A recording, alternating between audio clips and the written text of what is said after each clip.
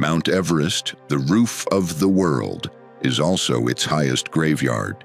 Since 1922, over 322 have died. Nearly 200 bodies remain, frozen and visible. In the death zone above 8,000 meters, even breathing becomes deadly. These are the chilling stories of climbers who never returned, forever part of the mountain they dared to conquer. Francis Arsentiev, the sleeping beauty of Everest. In May 1998, Francis Arsentiev and her husband Sergei set out to achieve something few dared attempt. Francis would become the first American woman to summit Everest without bottled oxygen. Their climb took them up the brutal North Ridge route from Tibet, where thin air and unforgiving weather made every step harder than the last. After 2 failed summit attempts due to exhaustion and failing gear, they pushed on again on May 22nd. This time, Francis made it. She stood on the top of the world without supplemental oxygen, a feat of sheer determination and will. But the triumph was short-lived.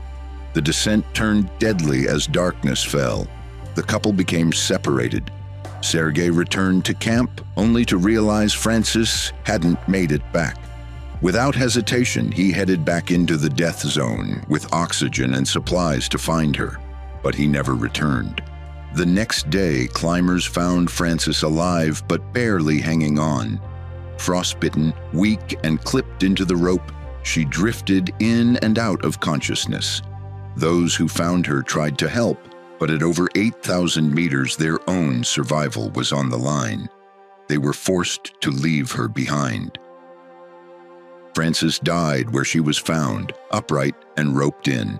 For years, her pale, frozen body sat as a haunting landmark along the summit route. Climbers called her Sleeping Beauty. In 2007, Ian Woodall returned, not to climb, but to move her body off the main route, out of sight, and cover her. It was an act of dignity. Today, Francis remains one of the most memorable figures in Everest's tragic history. Her story, a powerful reminder of the mountain's cruel cost. Mallory and Irvine, the century-old mystery. Long before Everest became a tourist magnet, 2 British climbers, George Mallory and Andrew Sandy Irvine, disappeared in 1924 during their attempt to reach the summit. Nearly 30 years before Hillary and Tenzing officially made it to the top, these 2 adventurers were already chasing that elusive prize. On June 8th, they were last seen just 800 feet below the summit. Then, nothing. They were climbing with primitive oxygen equipment, hauling gear almost as heavy as themselves. And that day, everything went wrong. The weather turned. A sudden pressure drop swept over the mountain. It was what modern climbers now call a snow bomb, an invisible storm that makes the mountain feel even taller, the air even thinner, and every decision that much more dangerous. They were dressed in cotton, silk, and wool, a far cry from the down suits climbers wear today. No GPS, no radios, no support team waiting below. For decades, their disappearance sparked speculation. Did they make it to the summit before vanishing? Did they fall during the descent?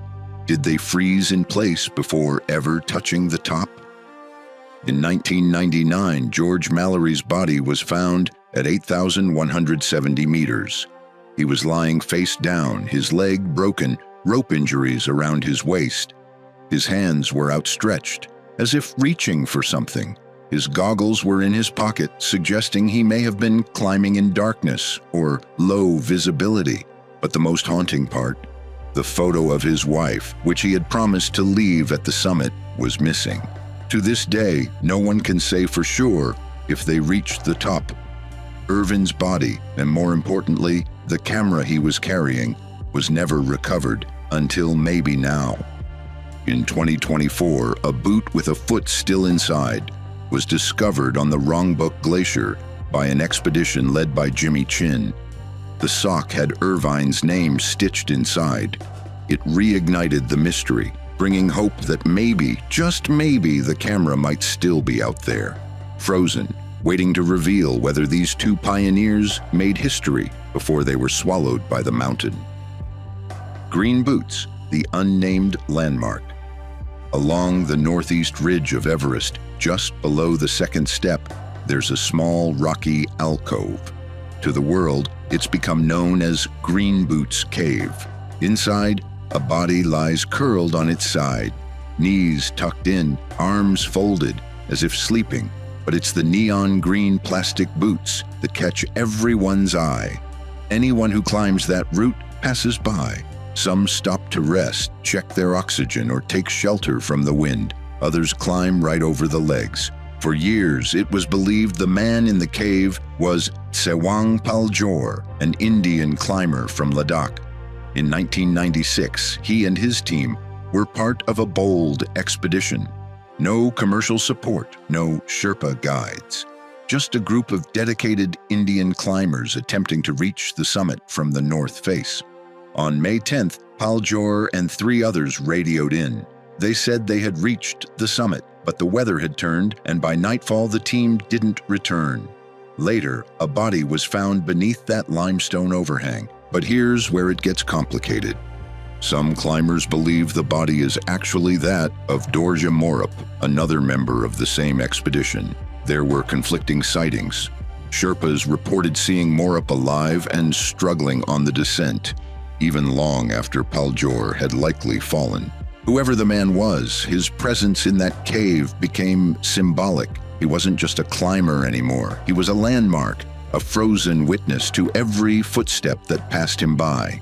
At one point, the body disappeared, likely moved or buried under more rocks to preserve dignity.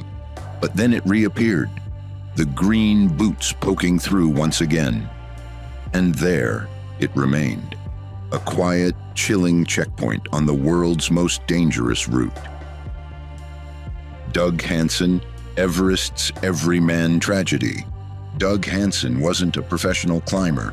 He was a postal worker from Seattle, a regular guy with a dream to stand on top of the world. He had already attempted Everest once before and had to turn back, just 300 meters from the top. In 1996, he mortgaged his house, worked extra jobs, and trained harder, determined to finish what he started. He joined the expedition led by Rob Hall, a seasoned guide from New Zealand. Hall believed in Doug and even gave him a discount so he could make the climb.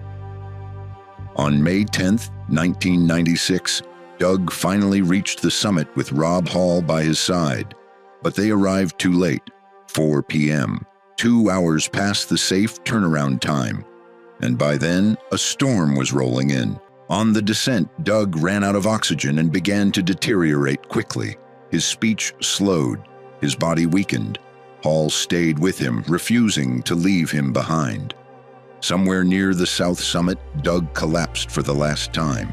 His body was believed to have fallen more than 2,000 meters down the Kangshung face. His ice axe was found later, buried deep in snow. It wasn't until 2005 that his body was finally spotted again, far from where he was last seen. Doug wasn't an elite athlete or a famous mountaineer. He was someone who simply chased a dream and paid the ultimate price for it. Scott Fisher, When the Strongest Fall. On the same day Doug Hansen died, another climber, one of the most experienced on the mountain, also didn't make it back. Scott Fisher was a legend in the climbing community. He had already summited Everest without oxygen, led countless expeditions, and was known for pushing his limits. But on May 10, 1996, something was off. The day started well, with clear skies and high hopes, but things went wrong fast. Ropes weren't fixed, delays built up, and the summit push came too late. Fisher made it to the top at 3:45 p.m., but he was already exhausted and sick from altitude.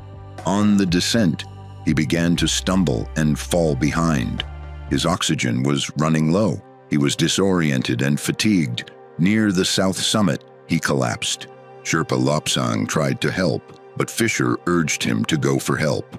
Later that night, guide Anatoly Bukriv attempted a rescue. He found Fisher again, this time unresponsive, oxygen mask empty, one arm outside his jacket, showing signs of paradoxical undressing, a cruel symptom of hypothermia where the body feels it's overheating.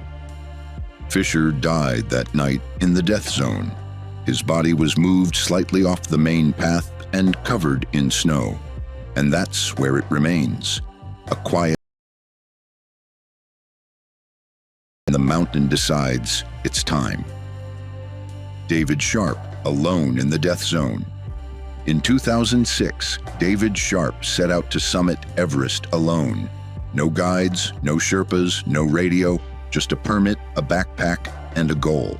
He had already climbed Cho Oyu without oxygen. This time he chose a budget expedition, the pure way, as he called it. On May 13th, he made it high on the northeast ridge. Some climbers reported seeing him near the top, but by morning, David wasn't climbing anymore. He was lying in Green Boots Cave, barely conscious, limbs frozen, face covered in ice. Over the next day, around 40 climbers passed him. Some assumed he was dead. Others heard faint groans but didn't stop. The ones who did couldn't help. They were running on empty themselves. No oxygen, no energy, just the cold gnawing at their bones and the mountain pressing down on them. David whispered his name to one Sherpa who checked on him, but he didn't ask for help. He asked to sleep. And at that altitude, sleep is a death sentence. He died there in Green Boots Cave, next to the body that had already rested there for a decade. His death sparked international outrage. How could so many climbers pass him by? But in the death zone, even the will to save someone can be the thing that kills. No one was trained for a rescue, and David had no team, no radio, no plan B. His body was moved a year later, not out of disrespect, but to make space for others and to give him the dignity of being more than just a landmark. These climbers didn't just die chasing a dream. They became part of the mountain, their bodies, their stories, their frozen legacies, all woven into the ice and rock of Everest. Climbing Everest isn't just about training or skill. It's about timing, luck, weather, and knowing exactly when to turn back. For those who misjudge any of those, the mountain doesn't forgive. It remembers, it preserves, and it turns climbers into landmarks. If this story moved you, or if you want more real stories from the world's harshest environments, subscribe to the channel, like the video, and share it with someone who needs to know what Everest really demands.